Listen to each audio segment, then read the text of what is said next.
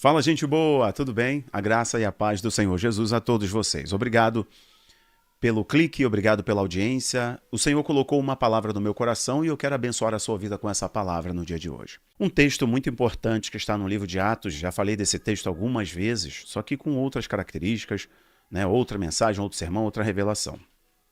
Atos 16:16 é um texto bem importante e diz assim: Paulo liberta jovem do demônio, ou de um espírito de adivinhação, e por aí vai. E aconteceu que, indo nós para o lugar de oração, nos saiu ao encontro uma jovem escrava que estava tomada por um espírito que a usava para prognosticar eventos futuros, um espírito de adivinhação. Dessa forma, ela arrecadava muito dinheiro para seus senhores por meio de adivinhações. Só esse versículo para a gente não tomar muito tempo, porque talvez você conheça toda a história, você já conheça a passagem. Para você que não conhece, eu vou contextualizar. Então, Paulo e Silas estavam pregando, implantando igrejas, anunciando o evangelho. Estavam com os irmãos indo orar, indo para a posição que todo crente deve estar, que é a posição de oração.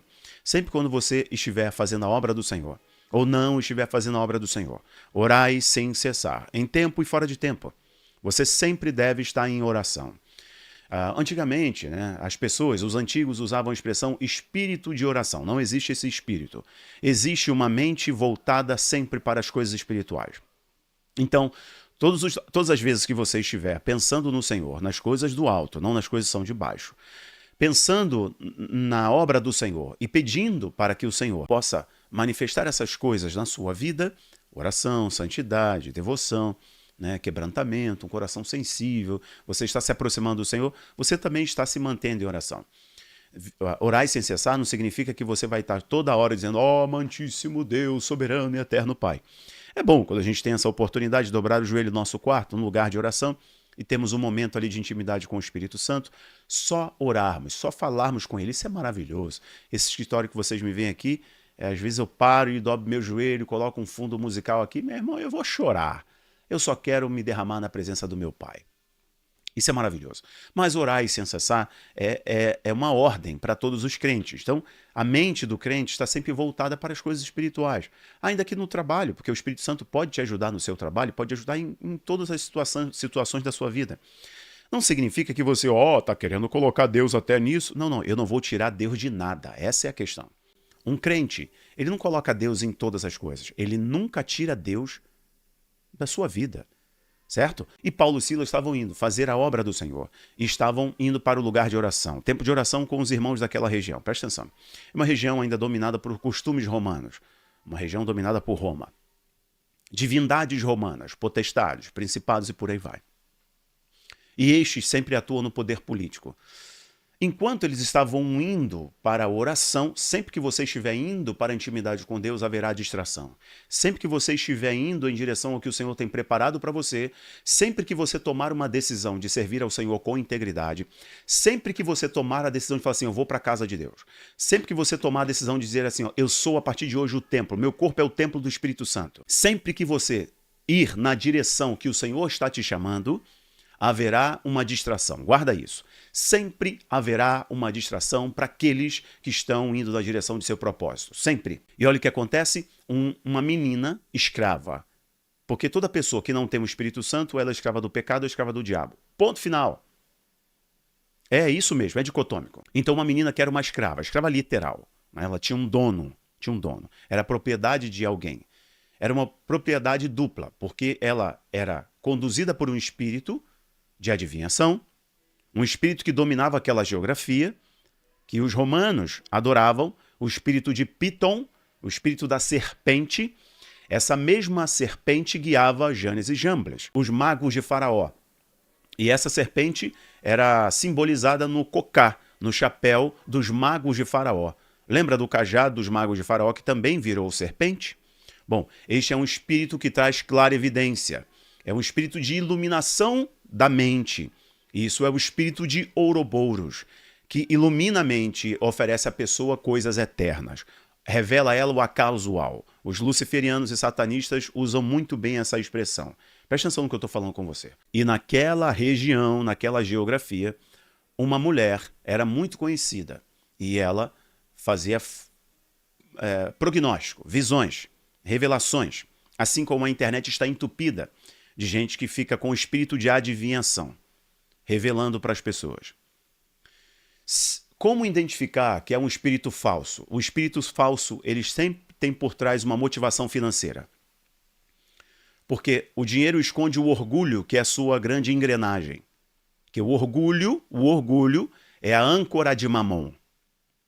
Vocês não podem servir a dois senhores. Ou vocês servem a Deus, ou ao dinheiro, ou a Mamon. Então, um falso profeta, uma falsa revelação, uma falsa visão, é uma adivinhação. E ela tem sempre uma motivação do orgulho. E o orgulho aí, no caso, se revela no dinheiro. Porque o dinheiro traz status e traz poder no mundo. Impressiona os homens. E os homens pagam por tudo aquilo que impressiona. E aí, essa mulher muito acostumada com isso, viu o espírito que conduzia essa mulher, viu Paulo e Silas. Para onde eles estavam indo e a obra que eles iam fazer. E decidiu distraí-los. Fazendo elogios. O famoso tapinha nas costas. Ela soltou uma informação. Aí vão dois homens de Deus. A informação que ela deu não é nenhuma mentira. Ela falou a verdade. Aí vão dois homens de Deus. Fazei tudo que eles vão mandar. Façam, porque são dois grandes homens de Deus.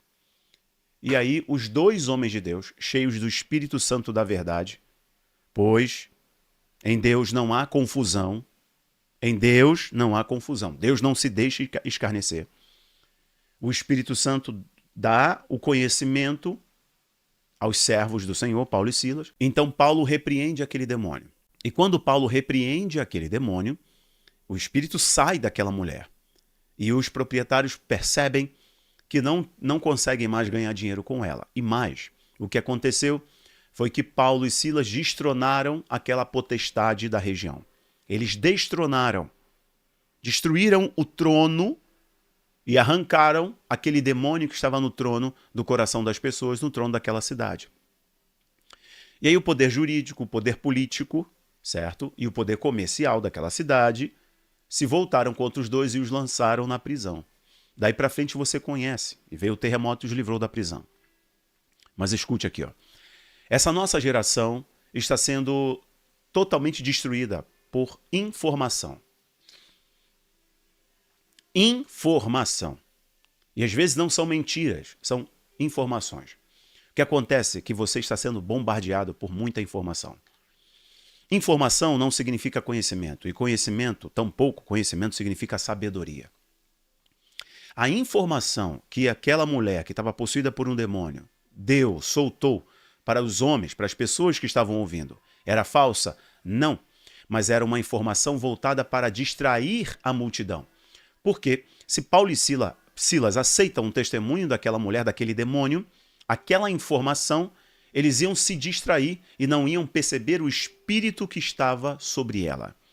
Como eles não se distraíram por aquela informação, eles também não permitiram que as pessoas continuassem cegas, distraídas, sendo condenadas pelas mentiras daquele espírito. Então, eles não aceitaram a distração, quebraram com as distrações daquele espírito maligno.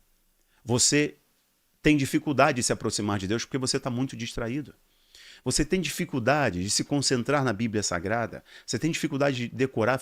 Poxa, eu não consigo ler a Bíblia. Você está 100% distraído.